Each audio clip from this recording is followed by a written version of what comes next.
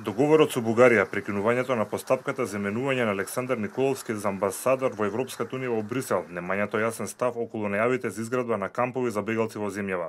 Ова се главните причини поради кои опозиционата ВМРО ДПМН поднесе интерпелација за министерот за надворешни работи Никола Димитров. Од партијата веќе неколку пати јавно кажаа дека се против договорот со добрососедство со Бугарија, кој пред 10 дена беше потпишан во Скопје. Го оцени како штетен со заклучок дека со него земјава се откажала од македонското малцинство во Бугарија.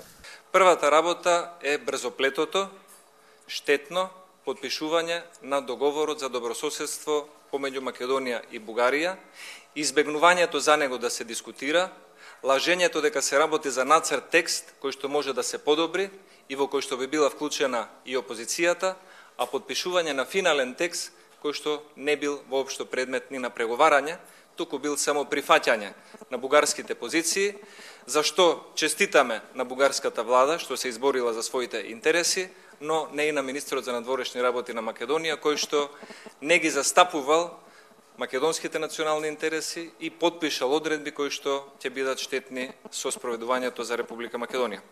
Кога ќе биде закажана собраниската седница за интерпелација се уште не се знае, но во деловникот пишува дека министерот на кого му е поднесена има право да достави писмен одговор за истата до претседателот на собранието, најдосна во рок од 15 дена од денот на прием на интерпелацијата. Во член 47 пишува пак дека интерпелацијата се става на дневен ред на првата наредна седница на собранието по истекот на 15 дена од денот на доставување на одговорот до пратениците.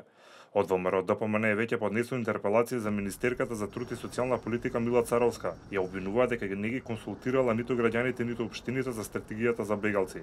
Поради пожарите, интерпелација доби министерот за земјоделство Љупчо Николовски.